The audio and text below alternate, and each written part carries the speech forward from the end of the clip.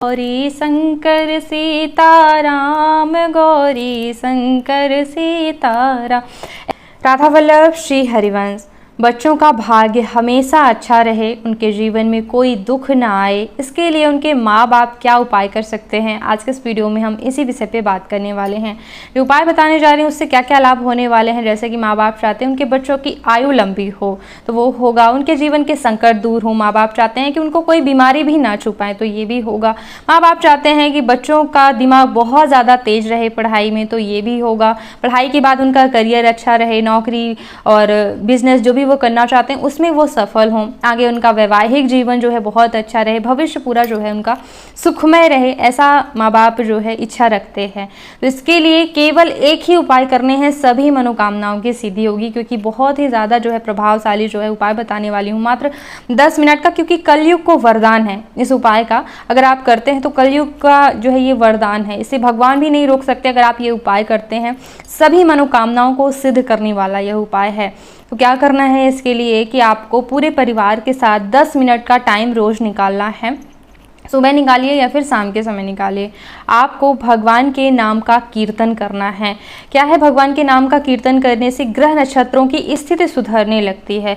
अगर आप किसी भी ज्योतिषी कुंडली दिखाने वाले के पास जाएं आप, तो वो बोलेंगे कि ये ग्रह खराब है तो इसका मंत्र जप कीजिए। तो अगर हम ग्रहों के स्वामी का हमेशा नाम जप करते रहते हैं, एक सुरक्षा कवच बन जाता है किसी भी संकट को दूर करने के लिए। ठीक है, कहते हैं कि जो नाम जप करते हैं तो भगवान भी उनका बुरा नहीं कर सकते, भगवान का नाम, क्योंकि कहा गया है राम से भी बड़ा उनका नाम है। देखिए, तो भी नाम आपको प्रिय हो उनका नाम आप एक चुन लें और उनका नाम कीर्तन आपको करना चाहिए। और सीताराम नाम का कीर्तन ऐसा होता है कि सीताराम जी तो प्रसन्न होने ही वाले हैं, हनुमान जी वहां से कहीं नहीं जाते जहाँ की सीताराम जी का कीर्तन हो रहा होता। तो जहाँ हनुमान जी रखवाली कर रहे हैं जिस घर में बैठ करके, क्योंकि कहते हैं कि जहाँ भी सीताराम जी का कीर्तन होता है वहाँ हनुमान जी जरूर आते हैं, बैठते हैं, कीर्तन सुनते और गाते हैं, आनंद लेते हैं। तो जहां वो होंगे वहां कौन सी बला आएगी, कौन उनका बाल बांका कर सकेगा। हर संकट से उनकी सुरक्षा हनुमान जी करते हैं, क्योंकि उन्हें इतना नाम प्रिय होता है। तो नाम कीर्तन करने वालों की रक्षा वो अवश्य करते हैं। तो अपने बच्चों की किसी भी संकट से, किसी भी बीमारी से उनका आप चाहते हैं कि दिमाग हमेशा अच्छा रहे, यानी अच्छा सोचें, बुरी संगत में ना पड़े। क्योंकि आजकल संगति से दारू गांजा पीने लगते हैं बच्चे, या फिर जो है प्रेम विवाह कर रहे हैं, कहीं भी मतलब बुरी संगत में पड़ के गलत काम करने लगते हैं। तो नाम कीर्तन से बुद्धि शुद्ध रहती है, ये बहुत महत्वपूर्ण है। बुद्धि अगर शुद्ध रही तो वो अच्छे कार्य ही जो है जीवन में करते हैं, जिससे उनको कोई संकट का सामना नहीं करना पड़ता है। देखिए, जैसे कि हम घंटा घड़ियाल बजा करके जो है पूजा पाठ करते हैं, आरती इत्यादि करते हैं, तो क्या आपको पता है कि ये ऐसा करने से, मतलब घंटा घड़ियाल बजाने से जो है भूत प्रेत ये सभी जो है घर से भाग जाते हैं, क्योंकि इनसे सकारात्मक ऊर्जा का प्रवाह होता है। एक कीर्तन में कुछ ऐसा ही है, 10 मिनट आपको गाना बजाना है जिससे जादू टोना भूत प्रेत तो ये भूल ही जाइए, इनकी कोई औकात ही नहीं है नाम कीर्तन के सामने। बाकी जो भी समस्याएं या फिर जो भी मनोकामनाएं आपके मन में है, जैसा कि मैंने आपको आगे कहा कि बच्चों को कोई भी बीमारियां नहीं छू पाएंगी, क्योंकि ये रोज का एक सुरक्षा कवच है।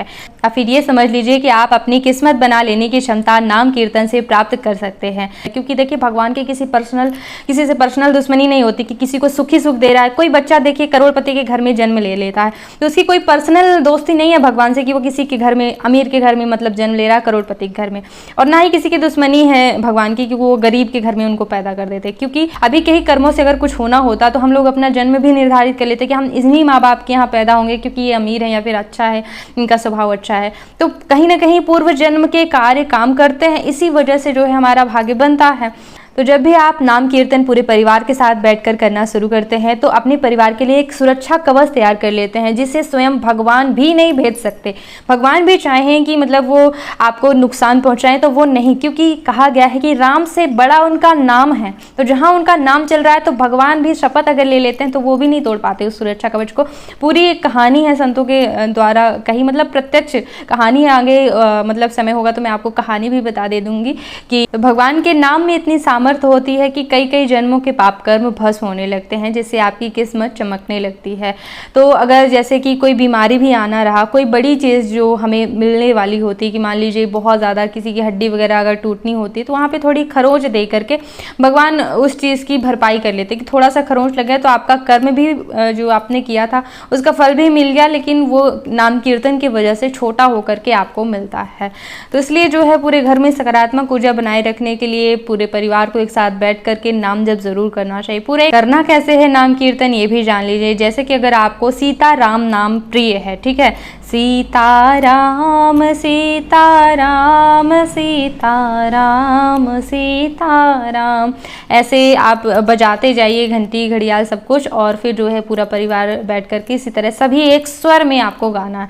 राधे श्याम आपको पसंद है तो आप राधे श्याम, गौरी शंकर आपको पसंद है, गौरी शंकर सीताराम, गौरी शंकर सीताराम, ऐसे पूरा एक विस्तृत वीडियो मैंने बनाया हुआ है नाम जप से क्या क्या लाभ आपको मिलते हैं। कोई अष्ट सिद्धियों की प्राप्ति अगर आप करना चाहते हैं, जैसे कि आप बाबा बागेश्वर धाम को देखते हैं कि उनके पास जो है मन की बात जान लेने की क्षमता है, तो वैसा आप प्राप्त कर सकते हैं। या फिर जो है भगवान का नाम, मतलब किस्मत, जैसे मैंने बताया ना, ग्रह नक्षत्र अच्छे होने लगते हैं तो नौकरी रोजगार में जो भी समस्याएं आती हैं वो टल जाती हैं, विवाह दाम्पत्य जीवन जो है मधुर होता है, आगे भी जो है सभी समस्याएं दूर होती हैं। तो एक रामबाण उपाय मैंने बताया है। तो अगर आप भगवान के नाम का कीर्तन करते हैं, यकीन मानिए उसका भगवान भी बाल बांका नहीं कर सकते जिसके मुख से भगवान का नाम निकलता हो, भगवान का नाम कीर्तन जो करता हो। क्योंकि इस संबंध में कथा भी मिलती है, ऐसे नहीं यूं ही हवा में वाली बात नहीं कर रही हूँ। कथा ऐसी है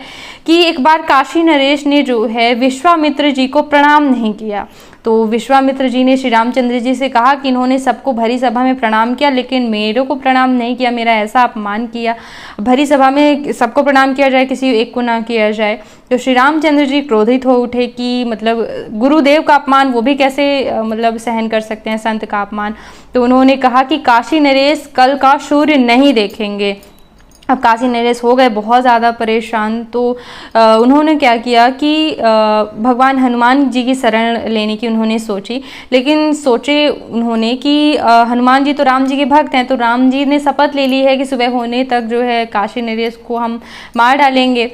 तो हनुमान जी तो अपने मतलब आराध्य के विपरीत नहीं जाएंगे, भगवान रामचंद्र जी के विपरीत कहाँ जाएंगे हनुमान जी, उनको कैसे मनाया जाए। तो वो गए हनुमान जी की माता के पास, अंजना जी के पास, और उनके चरणों में जाकर लेट गए। तो उन्होंने उनको आशीर्वाद दे दिया कि उठो और तुम मेरी शरण में हो, तो मैं रक्षा करने जो भी मुझसे बन पड़ेगा तो तुम्हारी रक्षा करूंगे।